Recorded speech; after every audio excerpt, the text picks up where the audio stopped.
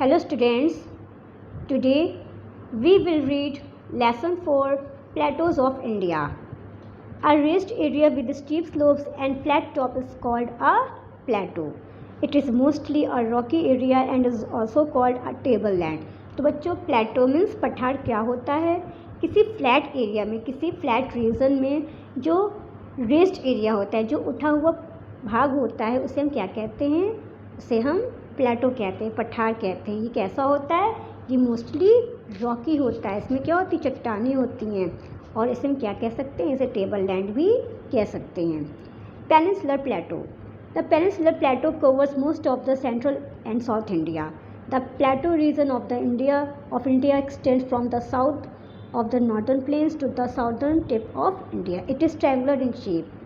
It is broader in the north and gradually reduces towards the south. तो बच्चों जो peninsular प्लेटो है वो आपके सेंट्रल और मोस्टली जो उसकी पार्ट है वो कौन से हैं? सेंट्रल और साउथ इंडिया है. यहाँ पे सेंट्रल और साउथ इंडिया में मोस्टली क्या है? आपके पेनिनसुलर प्लेटो हैं. तो जो पेनिनसुलर रीजन है ये कहाँ से कहाँ तक है आपका? ये आपका south extend from the south of the northern plains. Means ये नॉर्दर्न प्लेन्स के साउथ से लेके इंडिया के साउथर्न टिप तक इनका फैलाव है. इसका शेप कैसा है? ट्रायंगुलर. ये ट्रायंगुलर शेप में है. It is broader in the north. Means ये नॉर्थ में कैसा है? ब्रॉडर है, चौड़ा है. और धीरे धीरे इसकी जो चौड़ाई है वो क्या हो जाती है? जब साउथ की ओर इसकी जो चौड़ाई है वो कम हो जाती है. The peninsular plateau is surrounded by hills on all sides. The Aravalli Hills in the northwest, the Raj Mahals in the northeast, the Eastern Ghats in the east, and the Western Ghats in the west. The height of these ghats increases from north to south. तो बच्चों जो peninsular प्लेटो है वो आपका चारों तरफ से hills से, पहाड़ियों से घिरा हुआ है. नॉर्थ वेस्ट में इसकी कौन सी पहाड़ी है? अरावली पहाड़ी. नॉर्थ ईस्ट में इसकी कौन सी पहाड़ी है? राजमहल पहाड़ी. इसकी ईस्ट में ईस्टर्न घाट है और वेस्ट में वेस्टर्न घाट है. जो इन घाट्स की हाइट है वो नॉर्थ से साउथ की ओर बढ़ती है. The peninsular plateau is drain by many fast flowing seasonal rivers with several waterfalls along their courses. चौक falls on the Sharavati river is Karnataka is one of the highest waterfalls in India. The Kunchikal falls is the highest waterfall in India and the second highest in Asia. तो बच्चों जो peninsular प्लेटो है वो उसमें बहुत सारी reverse है, वाटरफॉल्स हैं. ठीक है. तो बच्चों जो इंडिया का सबसे ऊंचा वाटरफॉल कौन सा है? जोग फॉल्स है. और ये किस रिवर पे बना है? शारावती रिवर पे. और ये कर्नाटक में है. The Kunchikal falls is the highest waterfalls in India. India में सबसे ऊंचा वाटरफॉल कौन सा है? कुचिकल. और ये एशिया में क्या है? एशिया में ये दूसरे नंबर पे सबसे हाईएस्ट वाटरफॉल है. The Narmada river divides the plateau into two parts. The northern part is known as the central highland and the southern part is known as the Deccan plateau. तो बच्चों जो नर्मदा रिवर है वो आपके दो पार्ट्स में, जो प्लेटो में वो डिवाइड हो जाती हैं. इसके हम नॉर्दर्न पार्ट को क्या कहते हैं? सेंट्रल हाईलैंड कहते हैं. और साउदर्न पार्ट को डेक्कन प्लेटो कहते हैं. Central highlands. The central highlands comprise of two plateau, the Malwa plateau in the west and the Chota Nagpur plateau in the east. तो जो आपके सेंट्रल हाईलैंड हैं इसमें दो प्लेटो शामिल हैं. कौन कौन से? वेस्ट में है आपका मलवा प्लेटो और ईस्ट में है Chota Nagpur plateau. The rivers Chambal, Betwa and Son originate in the central highlands. They flow northwards to join the Ganga and Yamuna. The Narmada and Tapti rivers originate from the Vindhyas and flow westwards into the Arabian Sea. तो बच्चों जो central highland है, जो reverse हैं चंबल, बेटवा, सन, ये सब central highland से इनकी जो है उत्पत्ति हुई है. इनका उद्गम स्थल कौन सा है? आपका central highland. They flow northwards to join the Ganga. ये जो रिवर्स हैं ये उत्तर की ओर गंगा में ज्वाइन करती हैं, गंगा और यमुना में ज्वाइन करती हैं. नर्मदा और ताप्ती रिवर जो है ये विंध्य से इनका उद्गम हुआ है, इनका ओरिजिनेट हुआ है. और ये जाके अरब सागर में जाके फ्लो करती बहती हैं। मलवा plateau, the Malwa plateau is bounded by the Aravalli hills in the north west and the Vindhyas in the south. The soil in this region is black and is very fertile. The main crops grown in this plateau are cotton, wheat and oilseeds. Summers are extremely hot, whereas winters are extremely cold. Ujjain is the major city of this region. तो बच्चों जो मलवा प्लेटो है वो north west में अरावली पहाड़ियों से घिरा हुआ है और साउथ में विंध्य पहाड़ियों से घिरा हुआ है। तो इस एरिया में जो सॉइल है, जो मिट्टी है वो कैसी है? ब्लैक है और फर्टाइल है, उपजाऊ है। और यहाँ पे कौन कौन से मेन क्रॉप्स ग्रो किए जाते हैं? Cotton, wheat, oil seeds. यहाँ पे जो समर सीज़न होता है वो बहुत गर्म होता है और जबकि जो विंटर सीज़न होता है वो बहुत ही ठंडा होता है। इस रीजन का मुख्य शहर कौन सा है? उज्जैन।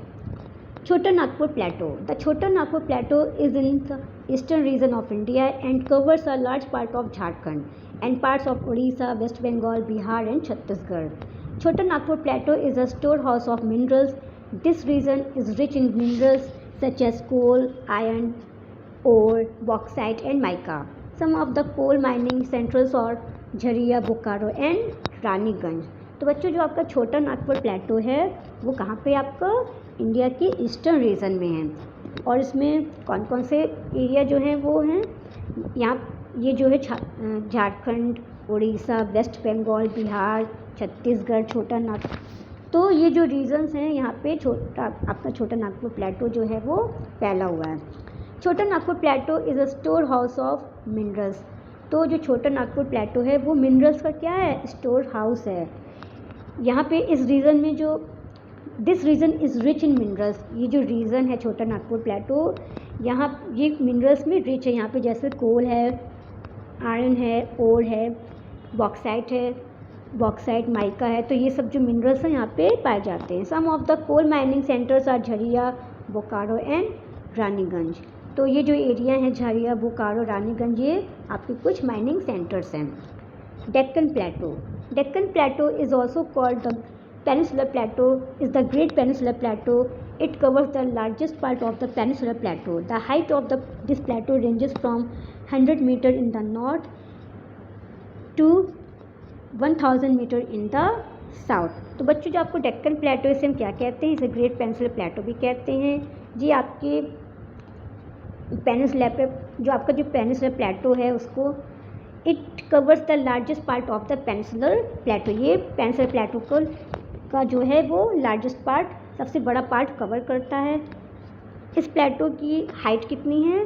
100 मीटर नॉर्थ में, 100 मीटर से लेके 1000 metre in the south. It stretches from the Satpura range in the north to the southern tip of the India.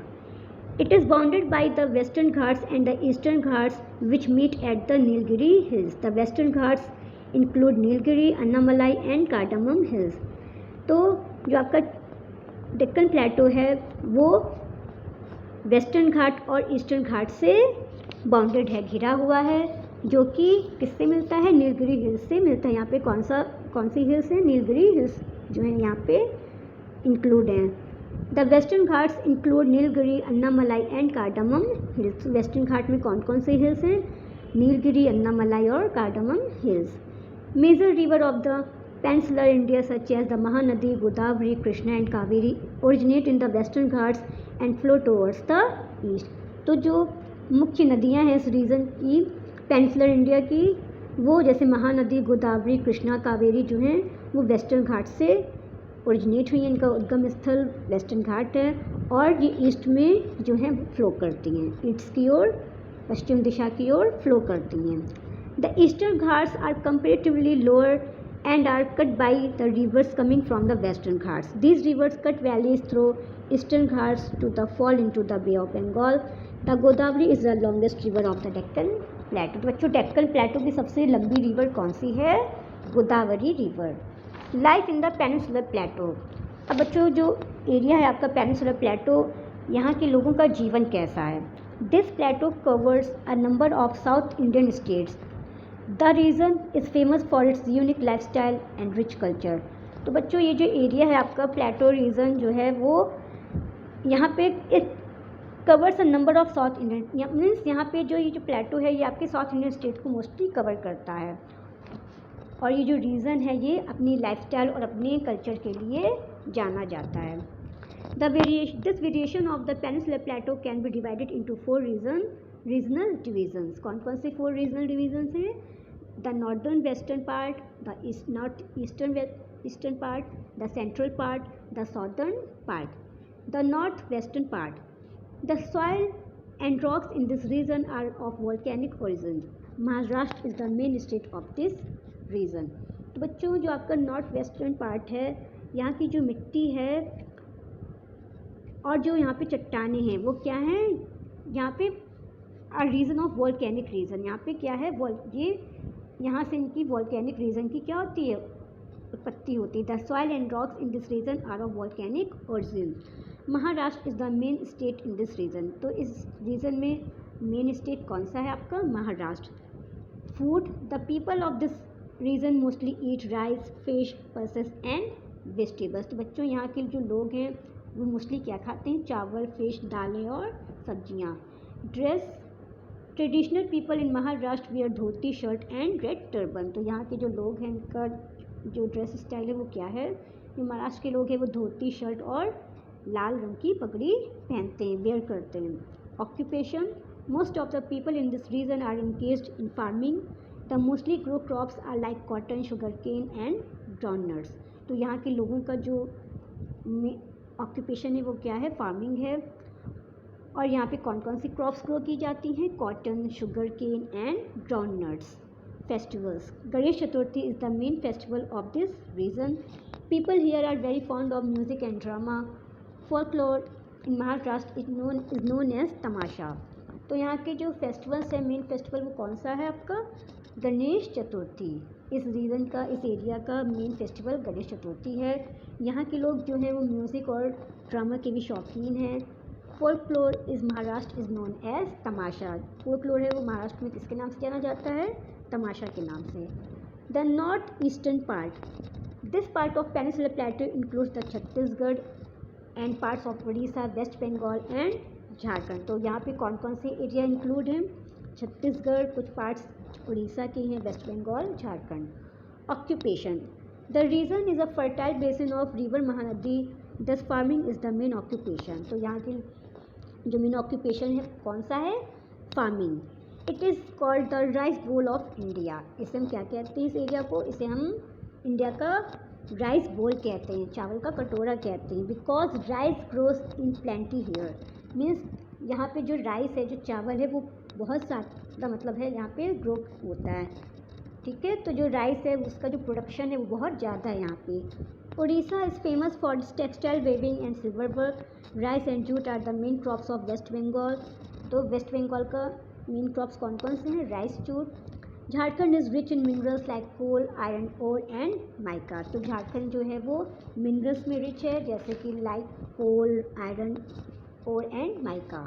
Food, people of this region mostly eat rice, pulses and vegetables. तो यहाँ के जो लोग हैं वो क्या खाते हैं? Rice, pulses and vegetables. Dress, dhoti kurta is the common dress for men, women wears saris.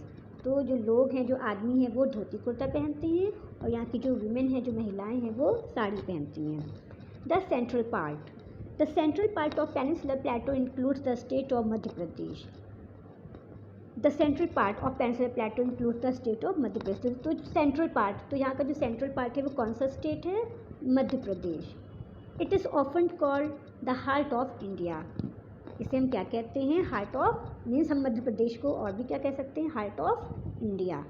Madhya Pradesh is known for its forest reserves. The climate of this region is hot throughout the year. तो यहाँ का जो तापमान है, जो टेम्परेचर वो कैसा रहता है? गर्म रहता है। Gond tribes are indigenous people and occupied a major part of forest land of central Asia. तो यहाँ पे ट्राइब्स पाए जाते हैं, जनजातियाँ हैं, जैसे गोंड हैं, यहाँ पे इस एरिया में पाए जाते हैं। Occupations, farming is the main occupation of the people. तो यहाँ के लोगों का मुख्य व्यवसाय क्या है? फार्मिंग है। Some people also work in mines, कुछ लोग हैं वो माइंस में भी काम करते हैं, कारखानों में भी काम करते हैं।